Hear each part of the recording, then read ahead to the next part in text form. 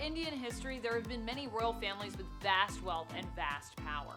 While some of these royals were known for their benevolent actions and contributions to society, others made questionable choices that often honestly raised some eyebrows. Welcome back to The Hive, my fellow bumblebees. It is I, your guest host, Amanda McKnight, aka Vampex13. Today we are taking a look at Indian history as we count down the top 10 unsettling royal families from India history tried to erase. Which royal families do you find the most odd or scandalous? Let us know in the comments. Number 10, Singh, the Maharajas of Patiala. Okay, you have to be kidding me on this one. As unsettling as this story is, I don't think history can actually forget this Maharaja anytime soon, because this story is just honestly that wild. So try as we might, I don't know if it'll be possible. Maharaja Sir Bhupinder Singh was the ruler of Patiala who sired around 88 children. Yeah. You know the saying, diamonds are a girl's best friend? I feel like this man was actually living that as a motto because he loved jewels and he had a ton of ladies. He was married 10 times and also had a bunch of consorts on top of that. Apparently, he loved jewels so much, in fact, that once a year he would don only a diamond-encrusted breastplate and present himself to his subjects. His virility was famous among them, and rather than actually be dismayed at how many women he had in his life and how many children he'd sired, people actually apparently saw it all as like a good omen, believing his manhood even had special powers and would protect them all from evil. I don't know about that, but it's pretty crazy. And friends, before we move on to our next spot on this list, if you love what we do here at Bumblebee, be sure to let us know by clicking that subscribe button.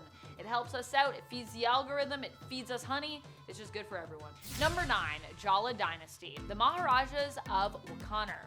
At one point, the dynasty had the claim to multiple lavish properties. However, unfortunately, after they merged with the government of India, giving up their titles, the homes that had once belonged to their family name became too much for them to manage. One such home was the Wankaner House, which was built in the 1930s in America. The 10,000 square yard property was sold to the US government for $4 million due to the family's lack of ability to pay their taxes on the property.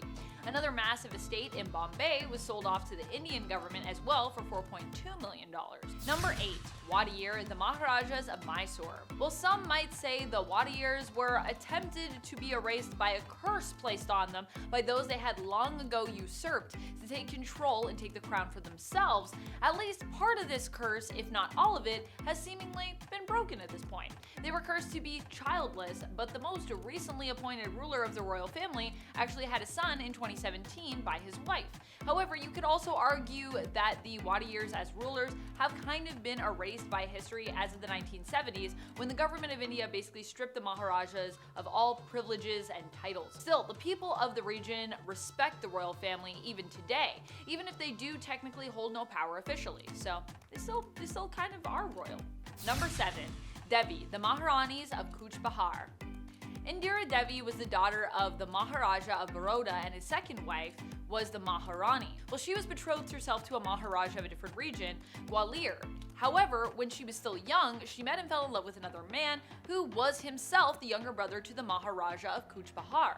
If this wasn't scandalous enough, Indira refused to give up on her love and even chose to boldly break off her own engagement by sending a letter to her fiancé saying that she did not wish to marry him. She did this without consulting her parents, and despite them attempting to dissuade her from marrying her love, she basically did so anyway, with them basically accepting her marriage but refusing to be a part of it at all. So she kind of got like disowned, but like not officially disowned. Through her husband Jitendra, she would become the Maharani of Cooch Behar, when shortly after their wedding his elder brother died. While their life together was seemingly happy, they quickly had 5 children together. Her husband would die less than 10 years later, leaving her widowed with 5 children and making her the regent of Cooch Behar in his absence, with her eldest son poised to inherit the position of ruler when he came of age. Now, she was not seen as being a very good ruler and often preferred to gallivant through Europe with a passion for fashion, specifically Italian designer shoes, of which she had many, some of which were even diamond encrusted. Though I can't imagine taking all of that on would be easy, honestly. Not to write her off, but just saying, Sounds like she also had kind of a crazy life. Number 6, Singh, the Maharajas of Jaipur. Maharaja Madho Singh II was questionable when it came to how he spent his money. At one point, he used his immense wealth as the Maharaja of Jaipur to order 2 giant silver boats to be made. Around 14,000 silver coins were melted down so that his wish could be granted.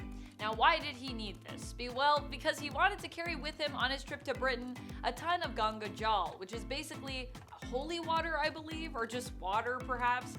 He just really loved water, I guess. I mean, I can understand if it's holy water, it being somewhat religious, but sounds honestly like a lot of holy water if you got to make 2 giant silver boats. And why exactly did he need to transport it via silver? That's unnecessarily lavish. Number 5, Scindia, the Maharajas of Gwalior. This one actually connects to an earlier story I told of a different family.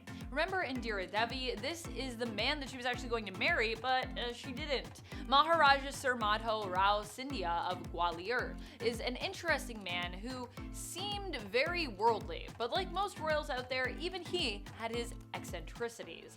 At one point, he apparently had a model train set made entirely out of silver, which he then used to deliver food and drink around his dinner table. Honestly, I feel like this one is actually one of the lesser vices on our list here. It actually kind of sounds cool, to be honest. However, like all royals, even his family's claim was abolished following the partition. So whether or not it was cool doesn't really matter anymore. Number 4, Khanji, the Nawabs of Junagarh. The Nawab of Junagarh is an interesting one, specifically the ruling of Muhammad Mahabet Khan III Khanji, known as the last Nawab of Junagarh. Muhammad apparently loved his dogs, so much so that it was believed at one point he owned up to 2,000 of them. That's a lot of dogs. While his people struggled living in squalor and poverty, he did things like throw lavish parties for his dogs. Each dog was supposedly given their own room, their own servant, and their own phone. Although I don't know how a dog uses a phone. I guess they just knock it off the hook and then they just bark into it. I don't know. Can't imagine they would be able to dial anything, but maybe he also had all of his dogs trained to use the phone? I don't know. At one point, the last Nawab ended up throwing a lavish wedding for his favorite dog, Roshanara, when he ascertained that she had fallen in love with another dog who was named Bobby. He even invited the Viceroy of India at the time, Lord Irwin, to attend, but of course the Viceroy politely declined the invitation because, that would be a weird thing to attend and also probably doesn't look good on you to go to lavish dog weddings. Number 3, Devi, the Maharanis of Baroda. Princess Sita Devi was once known as the Maharani or Queen of Baroda, but after a time, even her right to rule was pretty much erased. In fact, while she grew up in India and was the Queen of Baroda, she died in Paris, France. During her time as Maharani, she became responsible for many treasures and apparently had an affinity and a love of pearl carpets, of which the Baroda treasury actually had quite a few. I didn't even know pearl carpets were a thing, but apparently they are. A pearl carpet, while luxurious, certainly sounds like it wouldn't be that comfortable, honestly. And while pearls are strong, I would be worried about damaging them by walking all over them. But that's what you do with these carpets. I mean, I don't know. Maybe you just put them out and you just look at them. And you're like, look at that. Look how pretty that is. Don't step on that. Just look at it. Number 2, Khan, the Nizams of Hyderabad. Literally, this family was pretty much erased when you think of what happened to them after India gained independence, with their wealth literally being seized by the government.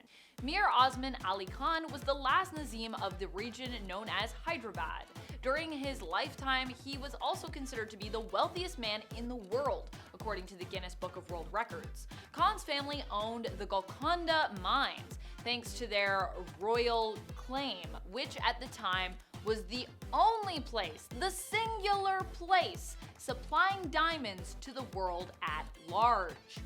The Nizam's wealth was so great that he apparently used one of the world's largest diamonds, the 5th biggest diamond in the world, known as the Jacob diamond, which weighed around 145 carat, as his paperweight.